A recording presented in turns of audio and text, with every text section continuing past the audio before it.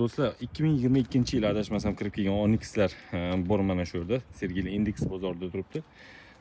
Va bularda bitta muammo bor. Mana bu yerda mana ko'rayotgan bo'lsangiz 20.000 2023-2022-yil kirib kelgan avtomobillar. Mana shuni oynasida hammasida yozilgan. Mana bu yerda ikkita tochka bo'lsa, 20 dan keyin ikkita tochka bo'lsa, 22 и pastdagi tochkalar esa oyi bo'ladi. Masalan, bu mayda yoki aprelda chiqarilgan 2022-yil. Ko'plari o'zi zanglashni boshlagan.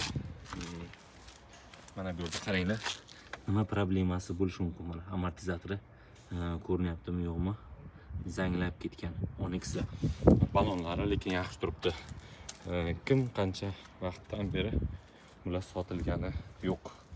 Tormoznoy disklari ham mana bu yerda zanglagan, qaranglar.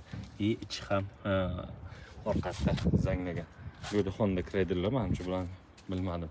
Lekin bular aniq shunaqa. Nima deb o'ylaysizlar o'rtoqlar? Bu tomonda ham Onyxlar turibdi, bu tomonda ham hech kim bularni ko'rmaydi ham. Men hech bironta mashinasini mana shu yerdan sotilganini ko'rmadim. Bu yerda ham mana qaranglar. Zanglagan amortizatori ham zanglagan. Hammasi 2022-yil avtomobil. 2023 yoki 2022 aprel oyida chiqqan avtomobil. Mana bu tochkalardan aniqlasangiz bo'ladi. Mana shunaqa avtomobillar o'rtoqlar.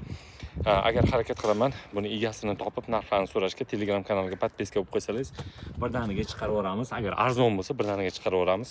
Sotib olsangiz bo'ladi.